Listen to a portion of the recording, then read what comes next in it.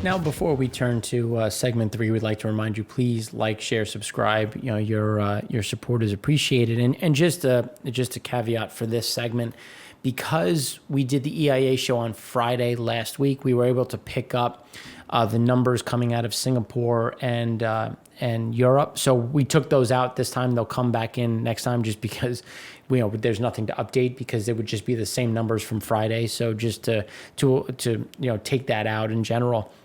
But it's just that this is more of a timing delay, and they'll be back to normal next week. So when we look at U.S. exports, we had a little bit of an increase in gasoline of 73,000 barrels a day.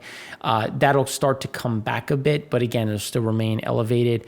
Disti had a big walk back of 294,000 barrels, which is something that we were highlighting as a likely drop down. The one that was a bit more surprising was LPG. So we had a big walk back of about 219,000 barrels a day, which is still above the 5-year average, but now down below the year over year. Again, this is more of that timing delay in terms of there were some fog issues that I personally didn't think were a huge issue, just based on the. But again, I'm not there. I'm also not someone who's moving these ships. I'm just going off of the warnings that the Coast Guard and the Pilots Association is putting out. And they just essentially said tread with caution. And you saw some restrictions in some areas. How that impacts movements, it's hard to say just without being able to visibly see it or talking to people on the ground that are seeing it. Unfortunately, I wasn't able to do that this time. So when we look at some of these movements, this deal we'll start to get a little bit of a snack back in both directions. Clearly, total oil exports had that huge surge that we talked about in segment 1 of about 1.1 million barrels a day, coming into that 3.35 million a day, which again is, as we were coming in from the previous week, we were at 2.25. Now we're at 3.35. Again, kind of averaging that down to that 2.6 to 2.8 that we were expecting going forward. So we do expect a drop from these levels, but it's not like we're going to go back to 2.2. We think it's going to be within that, again, that 2.6 to 2.8 level. And if you average them together, we're right on course. When we look at gasoline exports, we thought that there was going to be it was going to stay elevated, as we've been talking about, against that 9-year average. It's going to stay above that level. We thought it was going to fall back, or I shouldn't say fall back. We thought it was going to be fairly flattish, going just sideways. You could argue that 73,000 barrels a day isn't a huge surge to the upside, even though obviously this looks like a bigger number. It's just something where we're going to see a fairly stable move, going sideways as more of our product goes into Latin America, as we look to adjust what's in storage versus winter versus summer. Again, watching those blending components will be an important adjustment when we're looking at U.S. storage in general. Now, distillate, we were expecting this to fall back to the bottom of the cloud. Instead, it set a new let's call it 9-year seasonally adjusted low. There'll be a snapback. Again, we thought that the move up to that 9-year average was too high.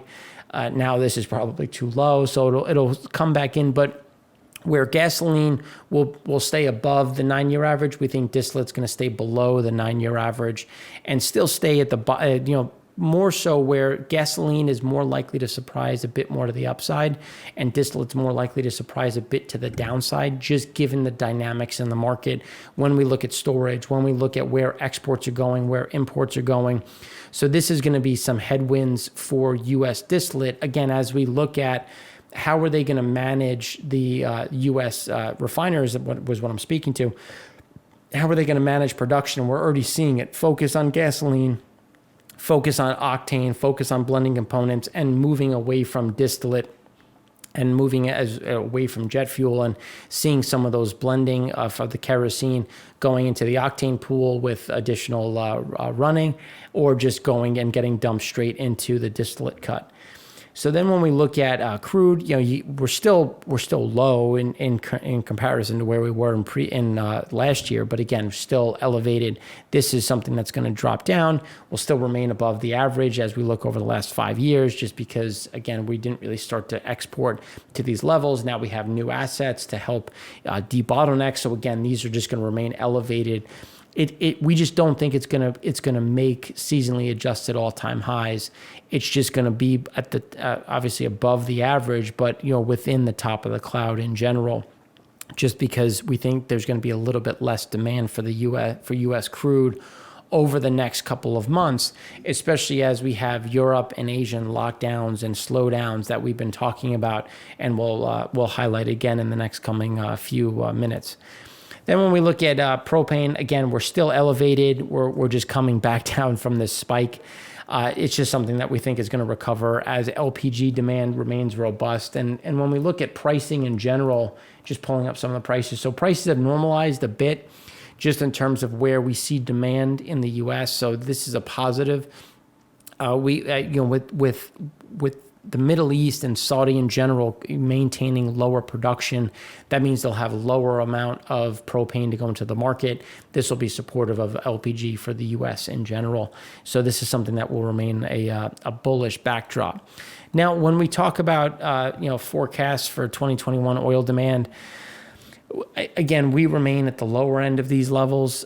We continue to see, some of these companies, the EIA, OPEC. You can see that they're continuing to come closer to where we think demand is going to be. Just because, again, we're not looking at this as just oil and refiners. We're also looking at economic data points, which is why we do so much on the economy show. And what is industrial production doing? What is demand going to look like when we're looking at manufacturing services?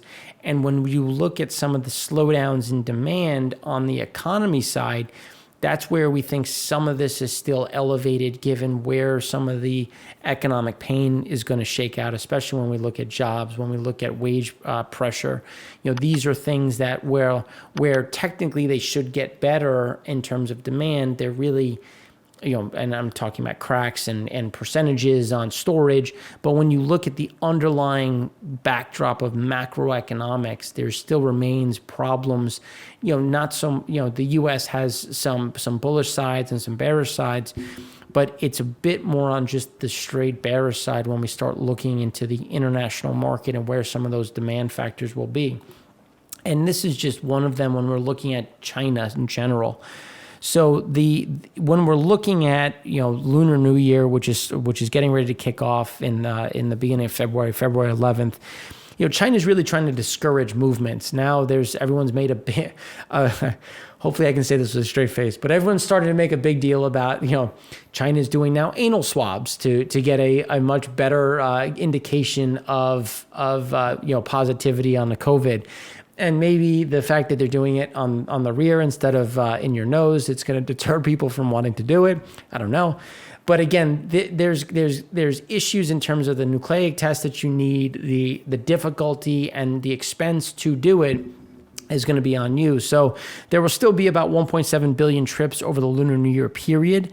While that's potentially 15% above last year when movements were restricted to in terms of trying to stop the spread, it's still down about 40% from 2019. So again, there's still going to be a huge backdrop of just no real demand that we saw in 2019, which is going to be that overhang, which is why we're not seeing China buy as much. We continue to see some of their favorite grades to buy, Angola, issuing new price cuts on 3 cargoes. A new cargo has now been slated for spot because they're just struggling to place March. And based on the fact that they haven't placed it by now is a much bigger problem and showing softness in the market in general. And this is a good chart trying to highlight just how low demand is going to be in terms of just daily passenger volumes on just an aggregate. So you can see that, typically January is always a little bit light, then you get that acceleration because, again, people travel. So, but then you see the huge drop off, and this is something that we think is just going to remain as a fairly, not so much as it's going to be a little bit of a drop off, but not like this. It's just going to stay very weak in general as we go through the remainder of January. But not only just January, February as well is going to remain soft, and we think that's where you're going to see some of those movements down. Now, this is an interesting backdrop because Russia has cut exports of Ural They're looking to feed more of that into their refiners just because there's been an increase in refined products, looking to capture some of that market instead of exporting. That'll take some Urals off the market, which is another reason why Urals have shifted to really a 2-month high. But you also have India that's looking for more cargoes, as you've had not only Saudi Arabia, but Iraq cut flow or production. So you're getting guys kind of shifting into different markets. But Nigeria is struggling, to sell some cargoes. They did get, Chevron did take up prices for one cargo at Nigeria's Pennington crude. That's a small positive in terms of some of those movements in general. Again, Angola, when we look at March, it's slightly above Feb, but the fact that they can't sell March already and they still have some movements, we think that you're going to see some of this shift from February into March, which again is just going to put more pressure on March pricing when we look at the physical market in general. Libya, there's some ebbs and flows in terms of where some of their abilities to get into the market. There was a strike, then the strike was gone. Now there's some issues coming back. So again, we think Libya, to say it's going to remain at about 1.1 million barrels a day into the market is a safe assumption for Feb. But again, that could be a positive surprise in terms of flow. Mediterranean is continuing to shift higher when we look at the Med in general at about 600,000 barrels a day. And then when we look at Norway is again at that 1.7, so still elevated in general. Nigeria again it went from that 1.4 in Feb in Jan to about 1.7 in February. Now we're thinking that they'll be probably back up at that 1.5, but something to watch. Just to be more specific, so Angola in general has seen price cuts now 3 times against dated Brent. So just to give you an example, Dahlia went from loadings for March. They were expected, they're now offered at 60 cents. That drops from $1 in end of Jan, and then again in end of Jan to 90 cents. So they went from $1 to 90 cents to 60 cents. So the drops or the discounts from the differentials against dated Brent are getting steeper. And this speaks more to weakness in China because Angola, again, sends into China more. And this is, again, some of those problems that we're watching when we're thinking about where is floating storage going, where is Chinese demand, where is Asian demand, and again, that's where we're seeing some of the pressure really hitting Asia, which is going to redirect some of these cargoes and hurt some of the U.S. exports that we were seeing and expecting in general. Now, India just updated their data for gasoline exports. This is going back to 2006. The lower end is really just some of the slow periods of 2016, 2006, 2008. So when we think about where this is, the gasoline exports are very much on the low end of where it has been historically over the last, call it 6 years. But we're seeing some of this kind of flatlining where the demand for gasoline internally has recovered year over year, down month over month. So again, this is kind of just getting rid of some of the excess, while when we look at the health of India's economy, we turn to distillate. And when we look at diesel in general, there's only two years where diesel exports were higher, 2019 and 2020. Not really surprising. So we're still trending up, which it just means now there's 2 sides to this coin. One, India has refiners that are really focused mostly on the export market. So they're always going to be pushing into the export market. So the delta on that's getting us into the elevated level is the fact that, again, we still see demand down about 7% month over month, which is down about 4% year over year. So we're still not seeing that turn on some of the underlying manufacturing side, which is put more exports into the market. And exports remain elevated in comparison to where they should be for this time of year. So it'll be important to see how January plays out, to see, are we seeing some of this concern? Because obviously India's locked down a bit to keep some of the new strains out. There's been some spreads within Asia in general, which again is going to cap some of that demand. But by capping that demand, it's going to hurt exports because now exports are going to either go into storage or they're going to have to price themselves at a discount, and they're going to find different homes again, which is going to weigh on where U.S. exports are going. Because if you can't go from Asia to the Middle East to Europe, you're just going to kind of get that pushback, and that's where we're seeing some of this storage, as we talked about with Singapore. Singapore remains at seasonally adjusted all-time highs pretty much across the board, and which is again speaking to some of the weakness that we've been talking about in Asia. Now, crude oil on the water, as we were saying, we thought it was going to increase, but again, it was going to increase along that 5-year average, just because we have loadings that have increased a bit, on a net level, given some of it has come down out of Russia with more consumed locally. We've had some come down out of Saudi, but we've seen an increase in West Africa. We've seen an increase in Europe. We've seen an increase in the U.S., which is putting more of that oil on the water in general. But how is it on the water? Well, let's look at transit. So transit had a spike. As we were saying, we thought it was going to get back to the 5-year average. We don't see it going really much above the 5-year average. We think it's going to kind of stay within this comfort level. Then when we look at floating oil and storage, again, we think this is going to start to trend to the upside. It came down a little bit, but again, as that oil in transit shows up, can't get in, or ends up holding offshore, that'll start to shift that, or maintain the oil on the water, but it'll just go from being recognized as transit to storage, and that'll be kind of that differentiating factor between the two. Now, when we look at Genscape ARA data, for a crude total, you can see this huge spike into Europe. Again, this is why when we look at U.S. exports, we have Asian slowdown. So we have China and India that is going to face some near-term pressure. That's going to push back on the U.S.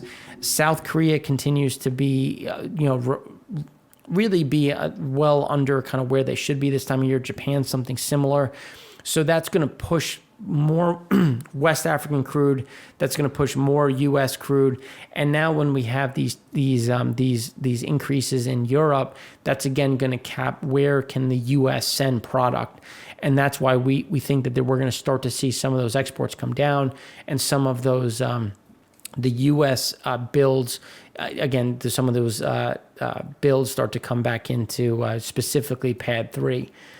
But when we look at time spreads, they're high, they're much higher, which is in backwardation, which is going to incentivize guys selling out of storage, trying to move this crude through the market.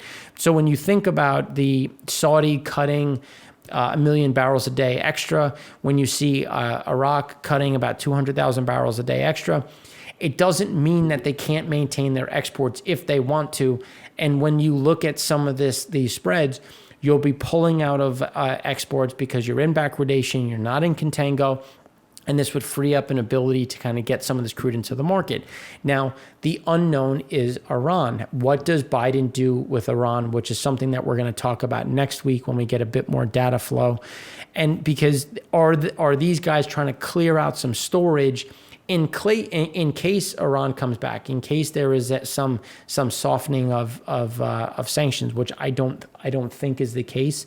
But again, we'll kind of play both sides of this to look at some of the strategies that some of these guys are using in general. But when we look at Singapore cracks, they're still down even after this bump. They're still down from the last time we talked about it last week, which is a bigger problem where as crude prices trend higher, you're seeing these issues abroad. So the U.S. cracks have gotten better, while Asian cracks have gotten worse, and the Mediterranean cracks have gotten worse. Again, that's going to pull more crude into our market, help keep our refiners fairly active.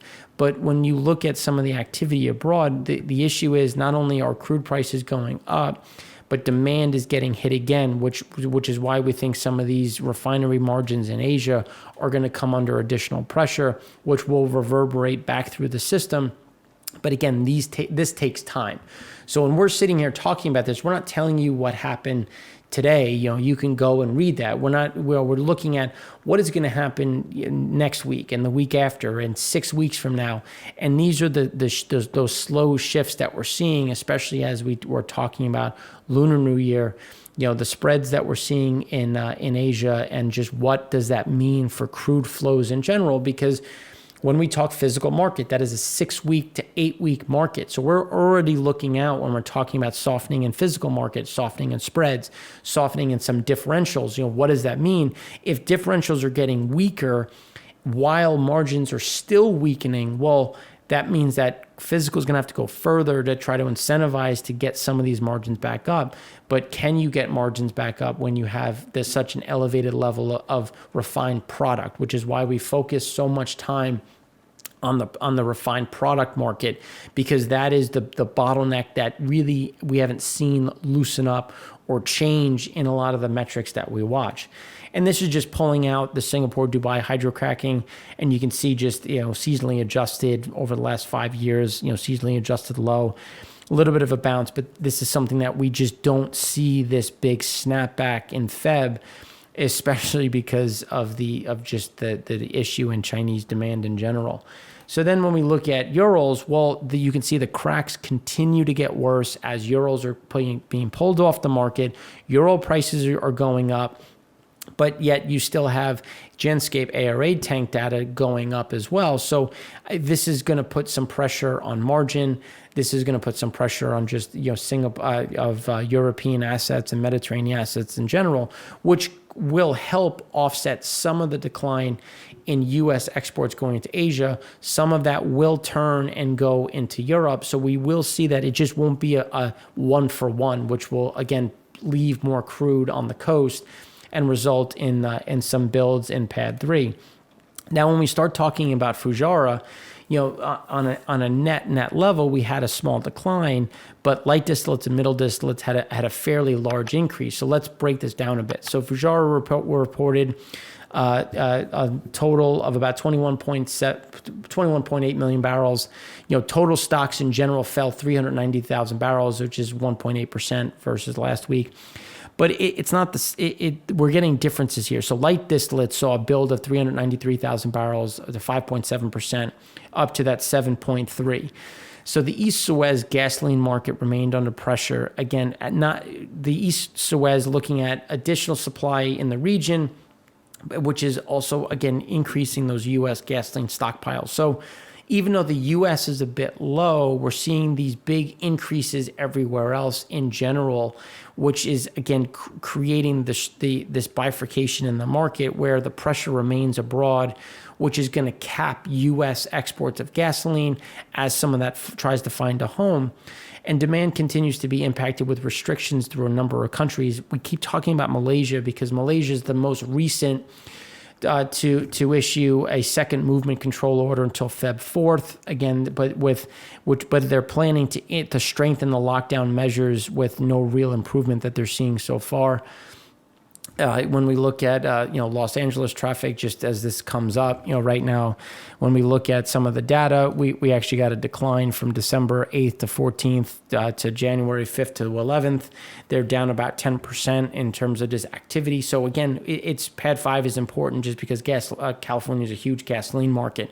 So we're seeing some of those issues that are just reverberating. And the reason why we talk about California is because California is on the West Coast, so they can pull from the Asian market, which we think that we'll start to see some of those gasoline cargoes start to make their way over to the U.S. in general, which isn't abnormal, but it isn't a huge normality, which is something that we're going to see. Then the new lockdowns would see a full lockdown on all economic activity, leaving only essential services open in Malaysia. We're seeing that, again, in other places throughout Asia. And then when we look at the gas oil market, so middle distillates rose about 4.5% by 621,000 barrels, which is up 16% as the gas oil market in east of Suez was steady amid little change to demand fundamentals. But India's data is the one was the kind of the biggest change, which again showing just more stuff going into storage, not only just in Singapore, but also getting hung up in that Middle East. As we were talking about Asia to Singapore to Fujairah, or Middle East, and the lack of flow through overall. And then this is the first time on the heavy side when we start talking about, so stocks of heavy resid posted a large draw of 1.4 million barrels, which was down 12%. But even though we saw this large move down, this is more of a transitory thing, because when we're talking about actual ships, bunker activity in Fujairah was less than average going into month end. So again, that's why we think that we're going to get a reversal in some of this resid, as we just don't have ship movements happening in the same way. And again, coming full circle back to our second segment when we were talking about that big drop in TEUs and just the amount of container activity into the West Coast. That's not something that's just happening in the West Coast as well. We're seeing that in other areas. So getting a bit more, pushing into floating storage, you can see that we're had a little bit of a drop, but not on the same level. Now, instead of being at 79.9, we're at 79.3. Still a little bit of a drop down, which is a positive to see in general. But Asia was down 10%. Again, that's something that we think is going to start to shift back up. Again, not that it's going to be a huge increase, but to go up 10% after coming down 10% is very likely, just given where we're seeing. West Africa is up 2.1% based on everything we've been talking about with West Africa and Angola. We think that's going to shift up again. Middle East was down 7.6%, right in normal, not much change there. Europe was down 53%. That was the shift on shore. This will start to adjust. North Sea was up 105%. That will come back down as we start to see some of that go into the ocean, go into transit. And then the U.S. Gulf Coast was up 118%. And that's something that we think is going to remain elevated as we do have some additional boats coming into the U.S. So just putting it into perspective, this not much change going into China on a super tanker level. Again, some of these will start to tighten up as we're seeing an increase in pricing going from the Middle East into specifically Saudi Arabia into China, as we're starting to see some of these bottlenecks, which again is why we think Asian increases of floating storage is likely, which we're still at the low end of 2021. We just think that we're going to come back up, not taking out the high here, but again, starting to trend in that direction. North Sea is holding that 5-year average. We think it'll dip a little bit, start to dip a little bit down as we do have some of these cargoes going into transit, heading into Asia in general.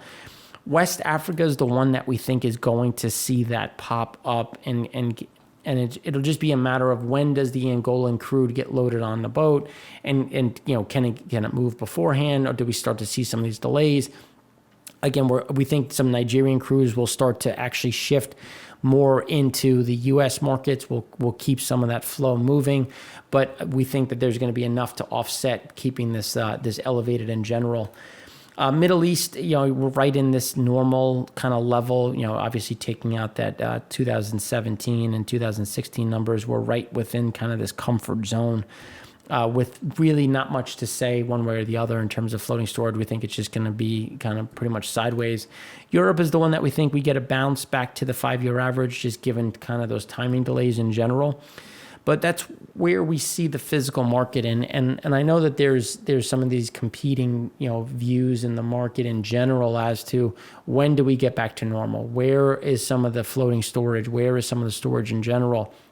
And, given OPEC has been supportive of taking some of these cargoes out, but we have to remember exports are important. We do have these Asian slowdowns. The Asian buying was the mantra of really October into November. And as we were saying that, typically that is a strong period, and we have to watch December. December is going to be, is this real? Are we going to see this really rip all the way through? And instead we saw a big drop in December. We started to see price cuts on diffs. And then that is only accelerated on the DAT to more differential cuts through January, and now we're starting to see March slow, which again is speaking to some of these bigger slowdowns in Asia.